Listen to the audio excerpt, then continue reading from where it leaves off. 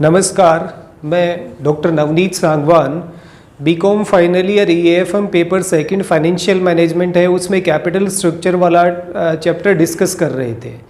उसमें theories of capital structure है, उनमें टोटल 4 थ्योरीज हैं जिसमें से 3 ऑलरेडी डिस्कस कर चुके हैं।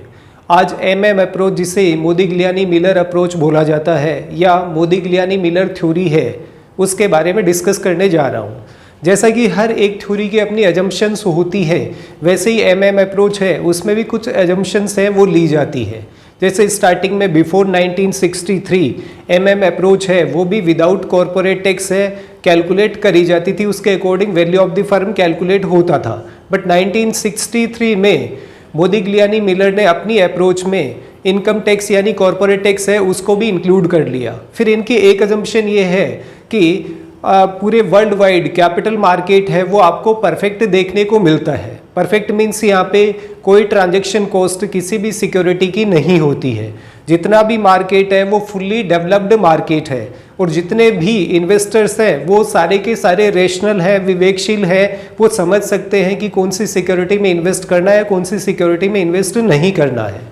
एक इनका अजम्पशन ये भी रहा है कि जितना भी कंपनी को प्रॉफिट होता है वो 100% एज डिविडेंड शेयर होल्डर्स में या इन्वेस्टर्स में डिवाइड कर दिया जाता है, उनको डिस्ट्रीब्यूट कर दिया जाता है। तो स्टार्टिंग में ये इनकी एजम्पशन के अकॉर्डिंग कोई कॉरपोरेट टैक्स नहीं होता था। उस केस में ये थ्योरी एज इट इज आपकी नेट ऑपरेटिंग इनकम अप्रोच जैसी होती थी, यानी कंप्लीट इररिलेवेंट होती थी। कोई भी आप डेब्ट इक्विटी मिक्स रखो, वैल्यू ऑफ द फर्म पे उसका कोई इम्पैक्ट नहीं आता था। बट आफ्टर 1963 इसमें कॉरपोरेट टैक्स है उसको इंक्लूड करा गया और उसके बाद में इन्होंने भी इसे एक्सेप्ट करा है कि वैल्यू ऑफ द फर्म है वो डेब्ट इक्विटी मिक्स पे डिपेंड करता है। अब इनके अकॉर्डिंग फर्म है वो 2 टाइप की होती है। एक अनलीवर्ड फर्म मींस ऐसी फर्म जिसके कैपिटल स्ट्रक्चर में कोई भी डेब्ट इंस्ट्रूमेंट है वो इंक्लूड नहीं होता है, और दूसरी लीवर्ड फर्म। लीवर्ड फर्म है उसमें डेब्ट कैपिटल को इंक्लूड करा जाता है। एक क्वेश्चन है जो अनसोल्ड आपकी अग्रवाल बुक में क्वेश्चन नंबर 7 है, उसको मैं एक्सप्लेन करने की कोशिश करता हूँ आप लोगों को। लीवर्ड फर्म के केस में वैल्यू ऑफ द फर्म क्या आएगी और अनलीवर्ड के केस में वैल्यू ऑफ द फर्म क्या आती है। तो पहली फर्म जो फर्म ए है वो अनलीवर्ड है, उस केस में आपको value of unlevered firm calculate करना होता है। उसका formula EBIT upon multiply by 1 minus T, T यहाँ पे टैक्स रेट है, डिवाइड बाई KE से इक्विटी कैपिटलाइजेशन रेट या कॉस्ट ऑफ इक्विटी कैपिटल बोला जाता है। EBIT को यहाँ पे earning available for equity share holders भी बोला जा सकता है। अब इस केस में जहाँ पे अपने पास में डिटेल्स गिवन है अनलीवर्ड है, तो इससे नीचे की डिटेल्स अपने काम की है। जहाँ पे KE 15% है, टैक्स रेट 50% है और EBIT 15 लाख गिवन है। फर्दर आप इसे सॉल्व करोगे, 15 लाख EBIT है और 1 माइनस टी टैक्स रेट यहाँ पे 50% है तो 0.5 आएगा, और KE है वो 15% है तो इसे 0.15 लिखो या 15 लिख के 100 से मल्टीप्लाई कर दो, बात एक ही होती है। अब उस केस में वैल्यू ऑफ द फर्म है अनलीवर्ड की, वो कैलकुलेट करने के बाद आती है 50 लाख रुपीज। इसे फर्दर सोल्व करोगे तो इसका आंसर है वो 50 लाख रुपीज आता है। सेकंड, ये तो वैल्यू ऑफ अनलीवर्ड फर्म यानी फर्म ए की वैल्यू हो गई।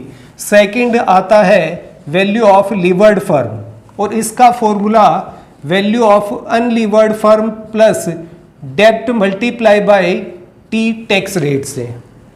वैल्यू ऑफ अनलीवर्ड फर्म जो यहाँ पे कैलकुलेट करी है, डी यहाँ डेब्ट की टोटल अमाउंट और टी यहाँ पे टैक्स रेट होता है। जैसा कि अपने पास में क्वेश्चन गिवन है, इन्होंने 10 लाख रुपीज के डेब्ट या डिबेंचर है वो लीवर्ड फर्म में लिए यानी फर्म बी में लिए हैं। तो सबसे पहले value of unlevered firm 50 lakh plus डेब्ट की अमाउंट है वो 10 लाख रुपीज है,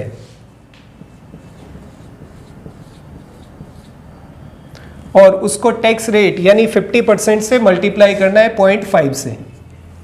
तो इसे फर्दर सोल्व करोगे, उस केस में 50 लाख प्लस ये आएगा 5 लाख रुपीज। तो वैल्यू ऑफ लीवर्ड फर्म कितना हो जाएगा 55 लाख, ये अमाउंट इसमें कैलकुलेट होने के बाद में आती है। अब एमएम अप्रोच को एक बार रिवाइज करा देता हूँ। जो स्टार्टिंग में इन्होंने विदाउट कॉर्पोरेट टैक्स लिया था वो कंप्लीट आपकी as it is net operating income approach जैसा ही था, बट बाद में कॉर्पोरेट टैक्स को इंक्लूड करा। फिर इनके अकॉर्डिंग जो डेब्ट इंस्ट्रूमेंट होते हैं उनका जितना यूज़ करा जाता है उतना ज़्यादा बेटर माना जाता है। जैसे ही सेकंड फर्म यानी लिवर्ड फर्म जिसमें डेब्ट इंस्ट्रूमेंट है उसको आपने इंक्लूड करा, वैल्यू ऑफ द फर्म है वो 5 लाख रुपीज़ से इंक्रीज हो जाती है। तो यहाँ पे ये चीज़ प्रूव हो रही है कि वैल्यू ऑफ अनलिवर्ड फर्म है वो कम होती है और वैल्यू ऑफ लिवर्ड फर्म जिसमें डेब्ट इंस्ट्रूमेंट यूज़ में आते हैं वो ज़्यादा होती है। और जब वैल्यू ऑफ फर्म इंक्रीज होती है तो उस केस में ओवरऑल कॉस्ट ऑफ कैपिटल है वो कम हो जाती है। रीजन बीइंग डेब्ट इंस्ट्रूमेंट है उनकी कॉस्ट हमेशा कम आती है।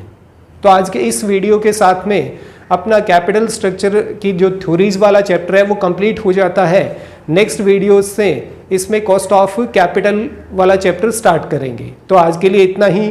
Thank you. जय हिंद, जय भारत।